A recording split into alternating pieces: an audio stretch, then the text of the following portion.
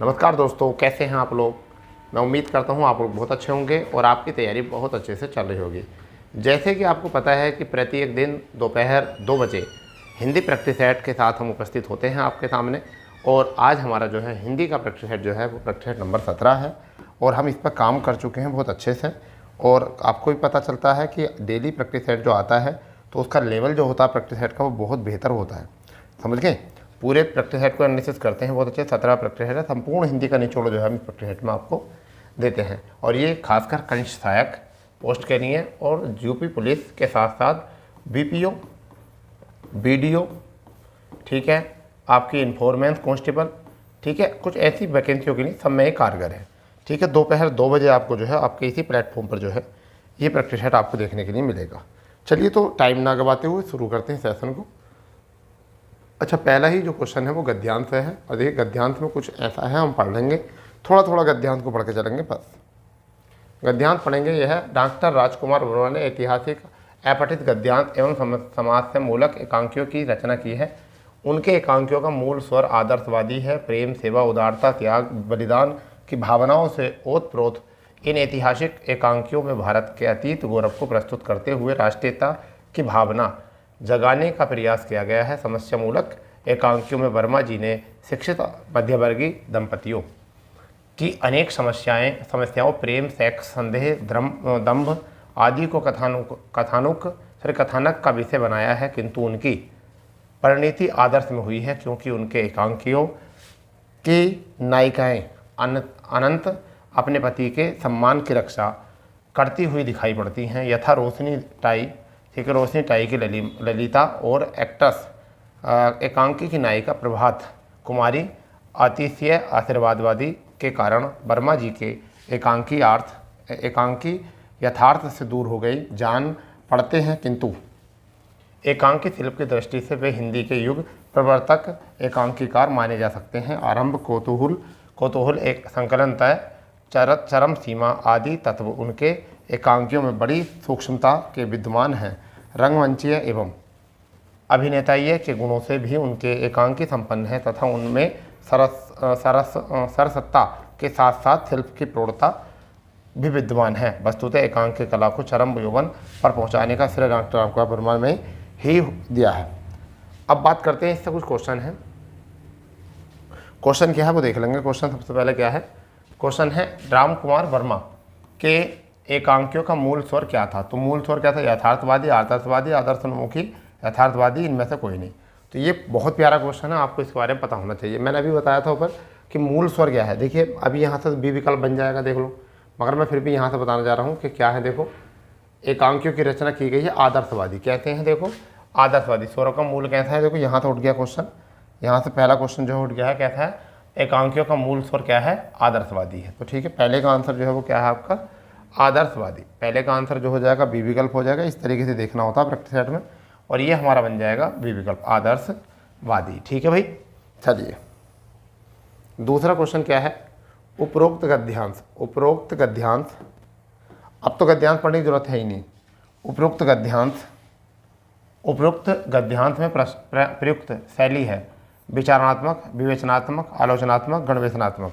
जल्दी बताइए क्या होती है। बहुत बेहतरीन क्वेश्चन है। तो यहाँ पर क्या हो जाएगी, आलोचनाएं की गई हैं, तो आपका कौन सा बन जाएगा, आलोचनात्मक ये बन जाएगा आपका। ठीक है, कौन सा बन जाएगा, आलोचनात्मक। तो इसमें क्या की गई है, आलोचना की गई थी, बस इतनी याद रखनी है। तीसरा क्वेश्चन जो है वो क्या है, बहुत प्यारा क्वेश्चन तीसरा भी।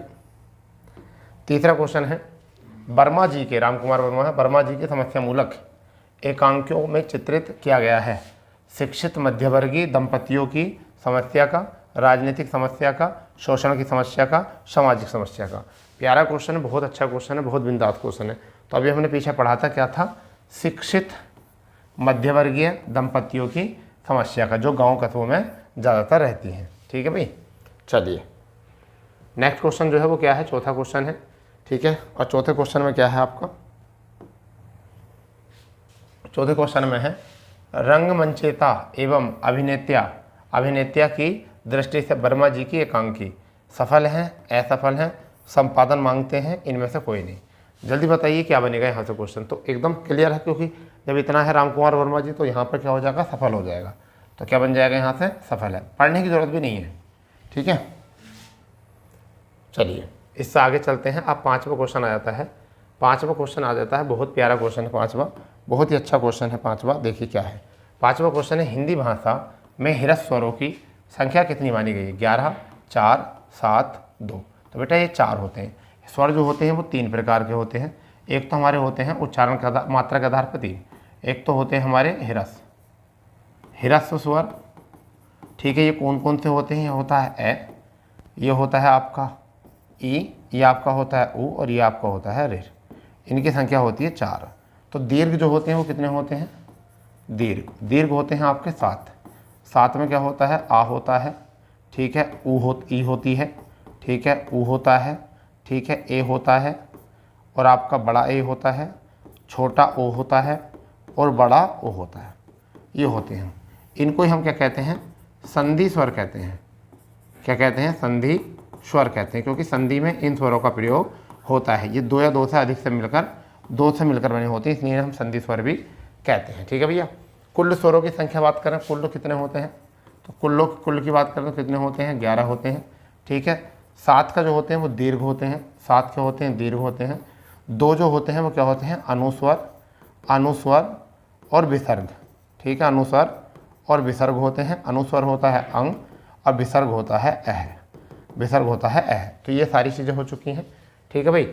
और रही बात ये कि अगर हम बात करें तो इनका अलग अलग प्रकार से क्या गया उच्चारण, कि क्या होता है उच्चारण, कहाँ पर किस चीज़ का होता है। चलिए मैं थोड़ा सा आपको बता देता हूँ, थोड़ा सा उच्चारण समझा देता हूँ। जैसे क्या हमारे पास ए है, तो ए का उच्चारण जो होता है वो कहाँ से होता है? वो कंठ से होता है। तो ए के साथ साथ आ का भी कंठ से होता है। कहाँ से? आ का भी जो होता है वो कंठ से ही होता है। इसी के बाद में अगर बात करें ई और ई, तो इन दोनों का जो होता है वो कहाँ से होता है? तालव्य से होता है। अगर हम ऊ और ऊ की बात करेंगे तो किससे होता है? ओष्ठ्य से होता है। किससे होता है? ओष्ठ्य से। ऋ महाराज की बात करेंगे तो किससे होगा? मूर्धन्य से होगा, ठीक है। ए की बात जो करेंगे तो ए किससे होता है?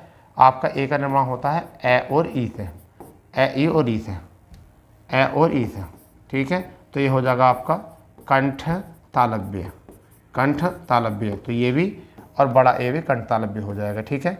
अब बात करें ओ, तो क्या होता है? कंठोष्ठीय, क्योंकि ये ए और ऊ से मिलकर बना होता है, तो क्या हो जाएगा?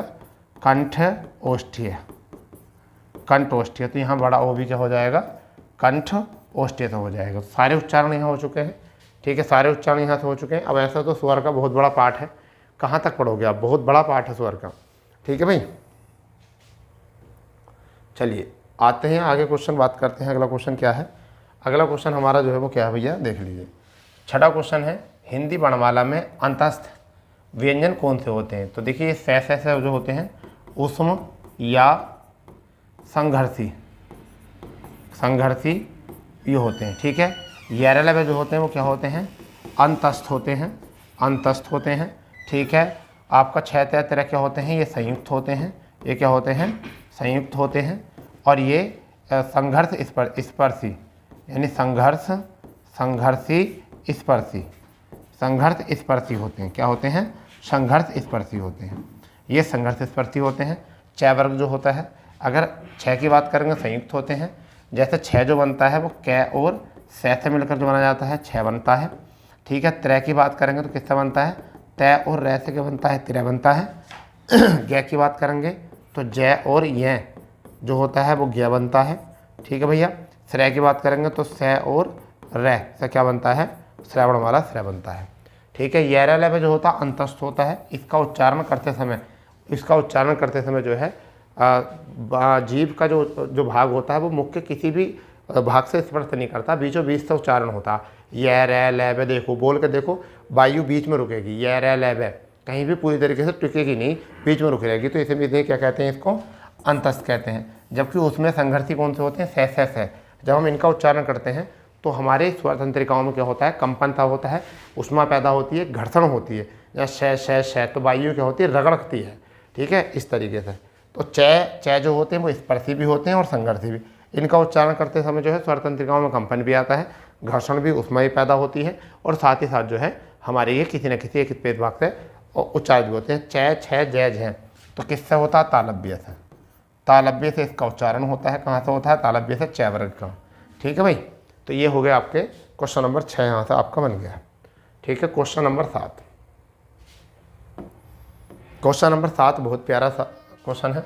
भाषा विज्ञान की दृष्टि से ऊ, भाषा विज्ञान की दृष्टि से ऊ किस प्रकार का स्वर है? तो देखिए, पश्च विव्रत, अग्र विव्रत, अग्र संव्रत, पश्च संव्रत।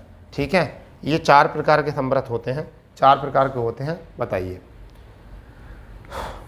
क्लोज किसे बोलते हैं? क्लोज, क्लोज जो बोलते हैं वो किसे बोलते हैं? ये पता होना चाहिए। बहुत गर्म हो रहा था यार दूध तो। क्लोज जो बोलते हैं किसे बोलते हैं? तो क्लोज होता है संव्रत को। क्या बोलते हैं? संव्रत को। ठीक है, संव्रत। तो इसी को कहते हैं पश्च संव्रत कहते हैं। तो जो ऊ की उत्पत्ति होती है ई ऊ ऊ, ई ऊ, समझ गए नहीं? तो ई ऊ जो होते हैं वो किस में आते हैं? वो पश्च संव्रत में आते हैं। तो हमारा जो आंसर हो जाएगा वो किस में हो जाएगा? ऊ, ये हो जाएगा। ठीक है, आ रही बात समझ में? ई ऊ जो मुंह बंद करके बोले जाते हैं तो उसे हम क्या कहते हैं? संव्रत कहते हैं। ठीक है, तो ये आपका क्या हो चुका है? ऊ हो गया आपका पश्च यानी कि पीछे वाले संव्रत से। ठीक है, इतनी बात। ठीक है, नेक्स्ट 8वां क्वेश्चन क्या है? 8वां क्वेश्चन है अघोष वर्ण कौन से होते हैं? तो पहले मैं आपको बताता हूँ घोषतत्व क्या होता है। देखिए, घोषतत्व होता है, घोषतत्व किसके आधार पर होता है? स्वर तंत्रिकाओं, तंत्रिकाओं के कंपन के आधार पर। ठीक है, घोषतत्व 2 प्रकार के होते हैं, एक होता है अघोष, एक होता है अघोष, एक होता है शघोष। ठीक है भाई, अघोष होता है प्रत्येक वर्ण का, प्रत्येक वर्ग का पहला और दूसरा वर्ण, जबकि शघोष जो होता है प्रत्येक वर्ग का तीसरा, चौथा, पांचवा वर्ण। तो इसका मतलब आप समझ लीजिए क्या होगा। स्वर है, शघोष होते हैं स्वर, स्वर सारे क्या होते हैं? शघोष होते हैं। है, जय, स। अगर मैं बात करूं च, छ, जय, अगर मैं बात करूं च, छ, जय, तो च, छ, जय। ठीक है, तो क्या हो जाएगा? शघोष हो जाएगा। तो ये भी क्या हो जाएगा? शघोष हो जाएगा। य र ल व है, य र ल व और आपका स है, तो स आ जाएगा। य र ल व आ जाएंगे अघोष, और स है क्या आ जाएगा? शघोष। तो ये भी शघोष हो गया, जबकि ये क्या बचा? फिर ये बचा अघोष। ठीक है, ये क्या बचा? अघोष। समझ गए नहीं? ये वाला स जो होता है वो क्या होता है? वायु कम लेता है। तो ये स जो होता है, छोटा स, ये किस में आता है आपका? किस में आता है? ये आता है आपका अघोष में।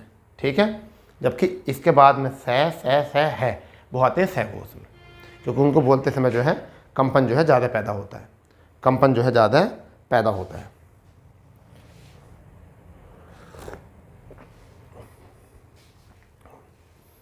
इतना दूध कौन गर्म करता भाई?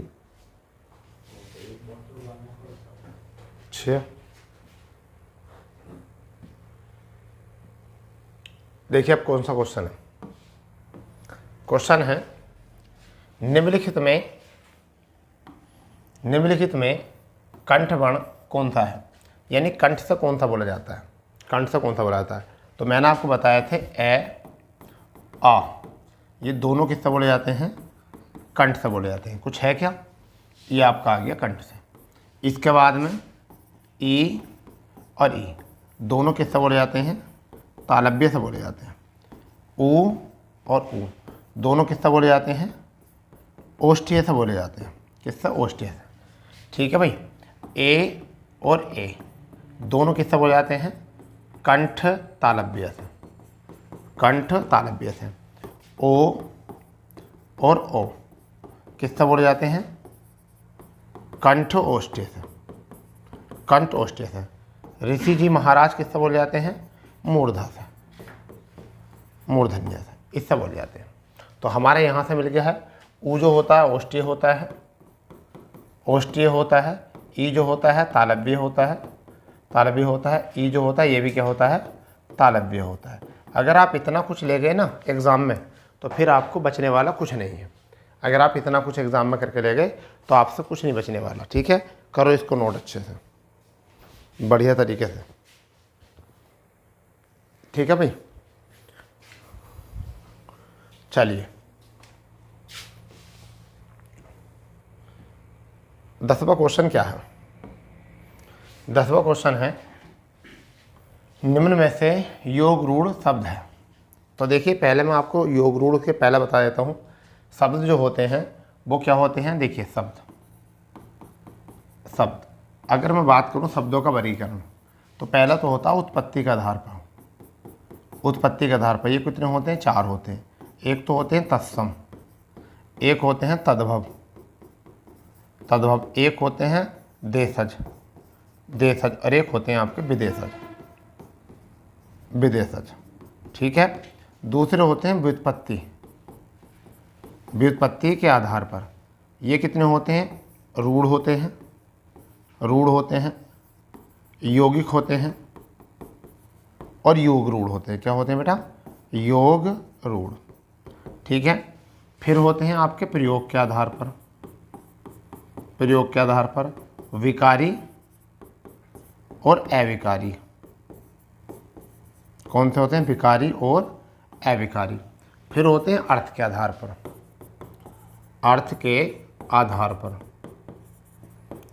पर कौन से होते हैं? एकार्थी,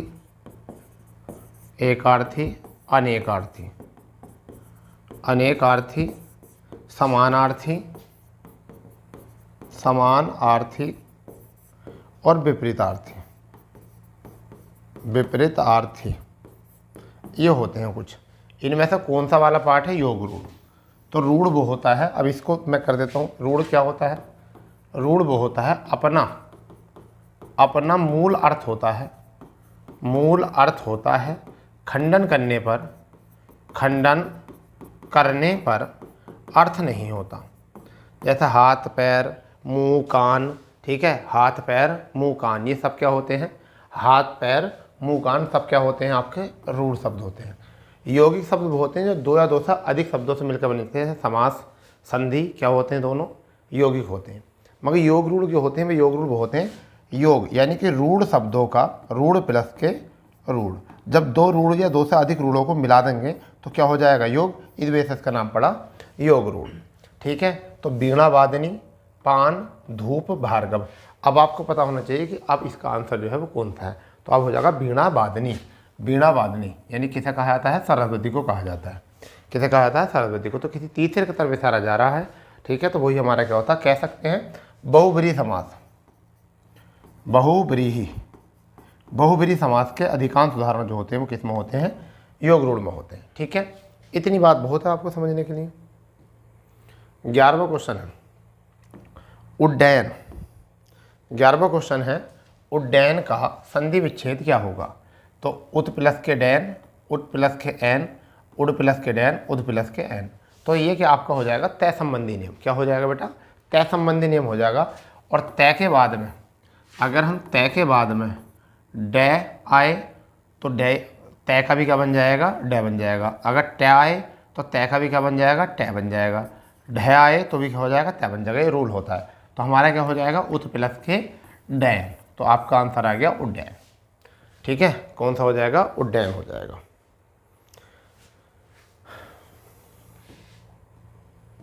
12वां क्वेश्चन है महात्मा शब्द में कौन सा समास है?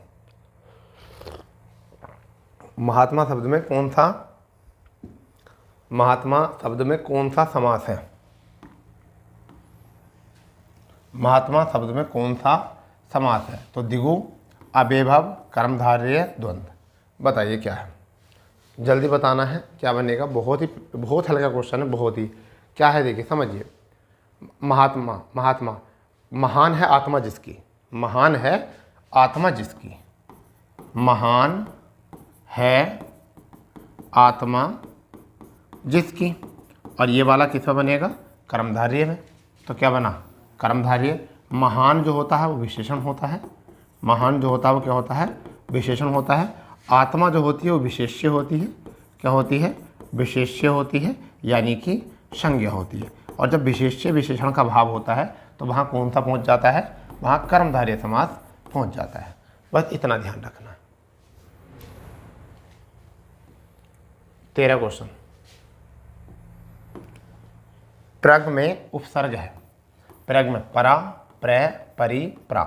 देखिए उपसर्ग 2 प्रकार के होते हैं। एक तो होते हैं संधि मुक्त, ठीक है, जिसे हम संधि रहित कहते हैं। क्या बोल देते हैं? संधि रहित, ठीक है। दूसरे होते हैं संधि मुक्त, संधि युक्त।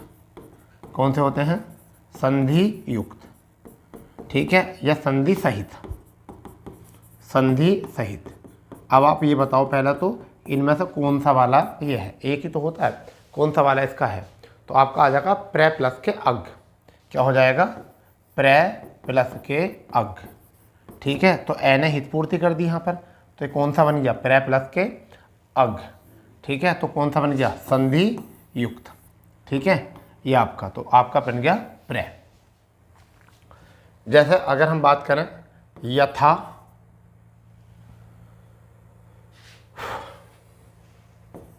यथा प्लस के संभव, अगर मैं ये लिखूंगा तो यथा भी अलग है, संभव भी अलग है, और हम इसे या एक साथ लिखेंगे तो यथा संभव, कोई चेंज नहीं आएगा, संधि नहीं बनेगी, तब वो कौन सा होगा? संधि रहित होगा, ठीक है। जैसा अति प्लस के अधिक, अति प्लस के अधिक, अति प्लस के अधिक, तो यहाँ पर जब आएगा तो क्या आ जाएगा? आपसे पूछाएगा अत्यधिक, अत्यधिक में कौन सा समास है? तो आप इसे ऐसे तोड़ोगे तो ये वाला समास होगा, और कैसा होगा? ये संधि युक्त होगा। कैसा होगा भैया? ये संधि युक्त होगा, ठीक है, उपसर्ग। आगे है लुटेरा, ठीक है, एरा प्रत्यय होता है इसमें। क्या होता है लुटेरा में? एरा, यानी कि लूट प्लस के एरा, लूट प्लस के एरा, तो कौन सा हो जाएगा? एरा प्रत्यय हो जाएगा बस, ठीक है। लूट प्लस के एरा, लुटेरा। कैसा है ये एरा? ये तद्भव है। ये कैसा प्रत्यय है? तद्भव प्रत्यय है। प्रत्यय वो होते हैं जिनका अपना कोई मूल अर्थ होता नहीं है, परंतु किसी भी शब्द के अंत में आके जो है उसका अर्थ परिवर्तित कर देते हैं, उन्हें हम क्या कहते हैं? प्रत्यय कहते हैं। समझ गया नहीं? प्रत्यय अलग अलग प्रकार के होते हैं। आपके तत्सम प्रत्यय होते हैं, तद्भव प्रत्यय होते हैं, देशज प्रत्यय होते हैं, और आपके विदेशज प्रत्यय होते हैं। ये कुछ ऐसे ऐसे प्रत्यय होते हैं। चलो आगे क्वेश्चन पर बात करते हैं। आगे क्वेश्चन है, निम्न में कौन सा शब्द, निम्न में कौन सा शब्द जो है तत्सम है? निम्न में से कौन सा शब्द जो है तत्सम है? कौन सा शब्द जो है वो क्या है? तत्सम है। गधा, गाय, घड़ा, ग्राहक। समझ गया नहीं? गधा, गाय, घड़ा, ग्राहक। जल्दी बताना है कौन सा बनेगा। तो क्या बोला है? तत्सम बोला है। तत्सम क्या बोला है? तत्सम। तो तत्सम वो शब्द होते हैं जब हम उच्चारण करते हैं, जब हम उच्चारण करते हैं तो वायु रुक कर आती है, और वायु रुक कर आएगी तो उस समय पर क्या होता है? आपका तत्सम होता है। तो ये कौन सा होता है? ग्राहक, क्योंकि गधा, गाय ये सीधे निकल रहे हैं। कब होंगे सब? तद्भव। क्या होगा? तद्भव होगा, ठीक है। ये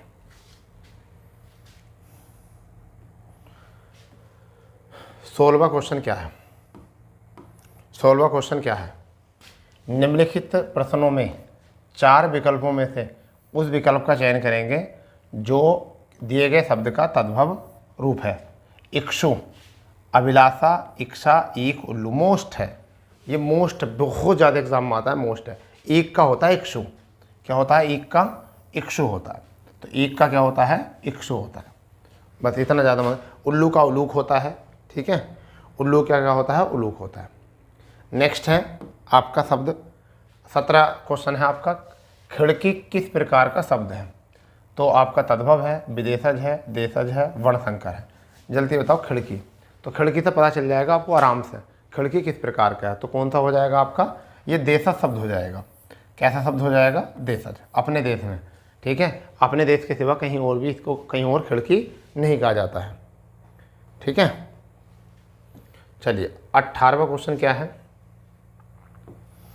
18वां क्वेश्चन है, निम्न में से कौन सा शब्द विदेशी है? अथाह, उमंग, गगरी, दलाल। तो कौन सा हो जाएगा? दलाल हो जाएगा। क्या हो जाएगा? दलाल, क्योंकि अथाह, उमंग, गगरी, दलाल, तो इसमें कौन सा हो जाएगा? दलाल हो जाएगा। इंपॉर्टेंट है।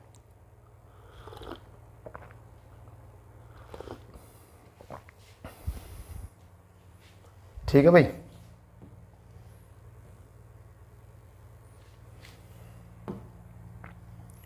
उन्नीसवां क्वेश्चन है, बाप का संबंधवाचक संज्ञा रूप होगा बापा, बापती, बपोता, बपोती। जल्दी बताइए क्या होगा इसका। तो सिंपल है, बपोती होता है। क्या होता है बाप का? बपोती। ठीक है, बपोती होता है इसका। ये मोस्ट है क्वेश्चन, कई बार आया हुआ अभी परीक्षा में। ठीक है, 20वां क्वेश्चन क्या होगा?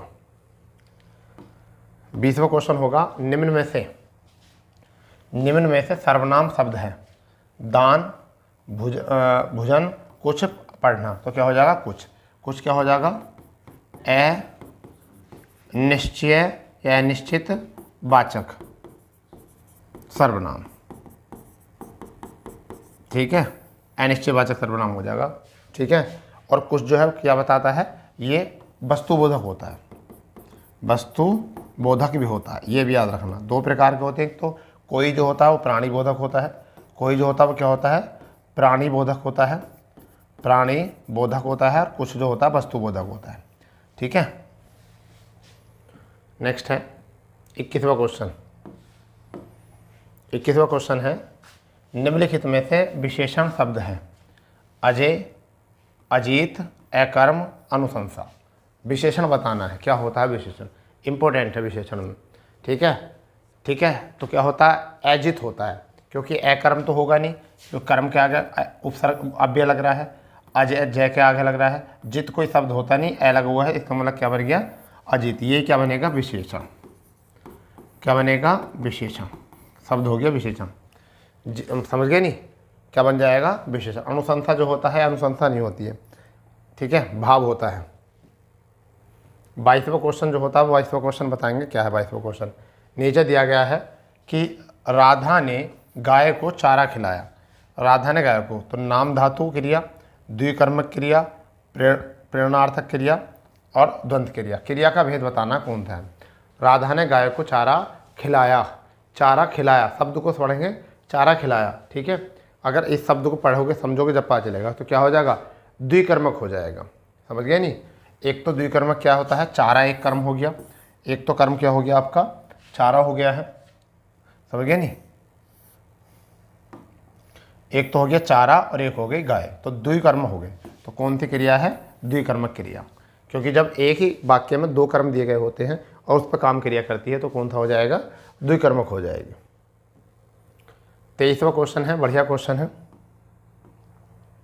23वां क्वेश्चन क्या है? देखिए, जिन शब्दों में लिंग, वचन, कारक आदि के कारण कोई परिवर्तन नहीं होता है, उन्हें हम क्या कहते हैं? क्रिया कहते हैं, वचन कहते हैं, अव्यय कहते हैं, वाच्य कहते हैं। तो उन्हें हम क्या कहते हैं बेटा? वो कहते हैं अव्यय। अव्यय जो होते हैं, अव्यय के 4 भेद होते हैं। कितने होते हैं? 4 भेद होते हैं अव्यय के। 4 भेद। पहला भेद जो होता है वो क्या होता है? क्रिया विशेषण अव्यय, क्रिया विशेषण अव्यय। ठीक है, दूसरा होता है समुच्चय बोधक अव्यय, समुच्चय बोधक अव्यय। तीसरा जो होता है वो होता है संबंध बोधक अव्यय, संबंध बोधक अव्यय। और चौथा जो होता है वो होता है विस्मय आदि बोधक अव्यय। ये होते हैं। ठीक है भाई, तो हमारा क्या है? अव्यय। इन पर किसी भी क्रिया का, यानी कि ये ऐसे हैं, इस पर किसी का रंग नहीं चढ़ता, इन पर जो है किसी का भी रंग नहीं चढ़ता। ये बात दिमाग में रखना। 24वां क्वेश्चन है, ये एग्जाम में आया हुआ है। 24वां क्वेश्चन जो है, कल्प वृक्ष का पर्यायवाचक नहीं है। ये क्वेश्चन आया हुआ है, किस में आया हुआ? 2018 के वीडियो में आया हुआ था क्वेश्चन। ठीक है, कल्प वृक्ष का नहीं है, यहाँ बताना है। तो क्या होता है? पारिजात भी होता है, सुर तरु भी होता है, और कल्प तरु भी होता है। जबकि अमृत नहीं होता। क्या नहीं होता? अमृत नहीं होता। अमृत का तत्व किसका होता है? ये फूल फुंकेसर का होता है। किसका होता है? फुंकेसर का। फुंकेसर यानी फूल कली का अमृत तत्व। ठीक है, जबकि परिजात, तरु वृक्ष, तरु माने वृक्ष होता है। ठीक है, तो सुर वृक्ष और कल्प वृक्ष, तो इन्हें क्या कहते हैं? कल्प वृक्ष, कल्प तरु। ठीक है, सुर तरु, परिजात सब जो होते हैं वो किसको होते हैं? वो सब होते हैं कल्प वृक्ष के। तो हमारा जो इसका ए पार्ट जो है वो गलत है, ये नहीं है। बस 25वां क्वेश्चन, भूगोल का विपरीत आर्थिक शब्द है। इतिहास, अंतरिक्ष, ध्रुवगोल, खगोल। ठीक है, मोस्ट है, बिल्कुल मोस्ट है। क्या है? तो देखिए भूगोल का खगोल, बस भूगोल का क्या होता है? खगोल होता है, बस हो गया। बस साउंड से काम करो। भूगोल का क्या हो गया? खगोल। ठीक है। 26वां क्वेश्चन, ज़्यादा टाइम नहीं लगाना, प्रैक्टिस पर ज़्यादा टाइम मत लगाया करो वरना बोर हो जाते हो। वह स्त्री जिसका पति परदेश गया हो, वाक्य के लिए क्या होता? नबोड़ा। प्रवत्यस पति का, ठीक है, प्रेषितिक पति का, आगत पति का, बताइए जल्दी। तो नबोड़ा होता है या प्रवत्यस पति का होता है, प्रोषित पति का होता है, आगत पति का होता है। ये मोस्ट है क्वेश्चन, बहुत ज़्यादा मोस्ट है। उसे कहते हैं प्रेषित पति का। क्या बोलते हैं? प्रेषित पति का। ठीक है, क्या बोलते हैं? प्रेषित पति का। प्रेषित मतलब भेजने जाने वाला, समझ गए नहीं? आर्य भाषा में आगत पति का वो होता है जिसका पति प्रदेश से वापस लौट कर आ गया हो। नबोड़ा वो होता है जिसका जो है नए नवेला मतलब ब्याह शादी हुई हो। ठीक है। प्रवत्य पति का वो होता है जिसकी जो है मृत्यु हो गई हो। ठीक है, उसे कहते हैं। 27वां क्वेश्चन क्या है? ये बढ़िया क्वेश्चन है भाई, ये बढ़िया क्वेश्चन है। एक होता है निश्चल और एक होता है निश्चल। ये भिन्नार्थ शब्द सही है। छल रहित अटल, अटल छल रहित, न चलने वाला चलने वाला, अटल छलने वाला। तो बताओ, बढ़िया है, बहुत ही बढ़िया क्वेश्चन है, बहुत इंपॉर्टेंट क्वेश्चन है। तो छल रहित अटल, निश्चल का मतलब होता है अटल, इसका मतलब होता है अटल, और ये होता है छल रहित। निश्चल का मतलब होता है छल रहित, छल रहित, छल रहित, ये होता। ठीक है, ऐसा।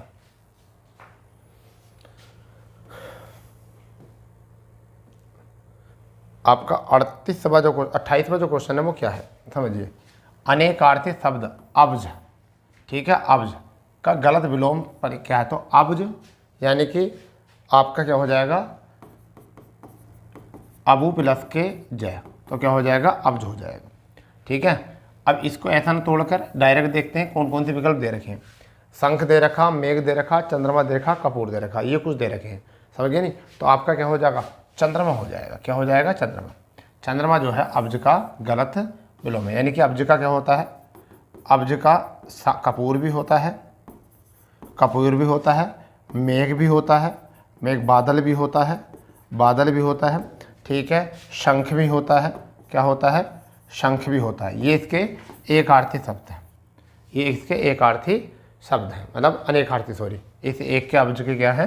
ये आपके इतने शब्द और होते हैं। ठीक है। 29वां क्वेश्चन है, 29वां क्वेश्चन है, निम्न में से वर्तनी की दृष्टि से शुद्ध शब्द बताना है। वाल्मीकि, वाल्मीकि, वाल्मीकि, वाल्मीकि। बोलने में सब एक से लगते हैं, बोलने में सबके एक से लगते हैं, परंतु सही कौन सा है? तो देखिए लिख कर देख लो करो। वाल्मीकि, की तेज बोला जा रहा, तो कौन सा है? 1 2 3, अच्छा दूसरा है। कौन सा है? ये दूसरा विकल्प सही है। जिसने लिख कर देख लिया समझ लो उसकी शुद्ध वर्तनी जो है बढ़िया हो जाएंगे। ठीक है। एक आपका आता है उज्ज्वल, ये वाली बहुत गलती करते हैं बच्चे। एक होता कवयित्री, ये सही होता है, कवयित्री। एक आपका होता है आशीर्वाद, ऐसा लिख देते हैं, ये गलत होता है, जबकि क्या होता है?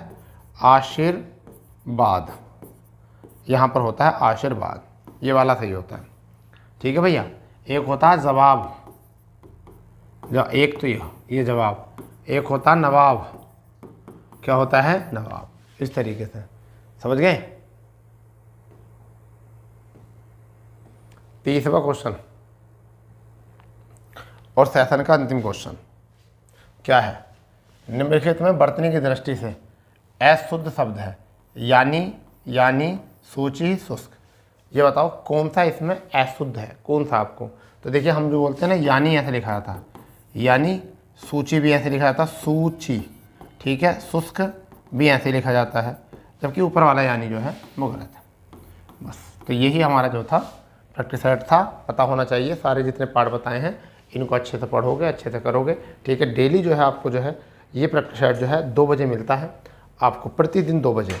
ठीक है। और बिल्कुल डेली देखे करो। जो भी अगर आपको लगता हो कि हाँ भाई इस टॉपिक में थोड़ी सी हमें ज़रूरत है तो आप बता दे करो, उस टॉपिक पर ज़्यादा क्वेश्चन दे देंगे। फिलहाल में तो कोशिश करते हैं कि प्रैक्टिस सेट को हम अच्छे तरीके से मॉडिफाई करके जो है आपको देते हैं और पूरे अच्छे तरीके से तोड़ मरोड़ कर। ठीक है बच्चा, चलिए तो मिलते हैं कल अपनी क्लास के साथ। जब तक के लिए जय हिंद, जय भारत, वंदे मातरम।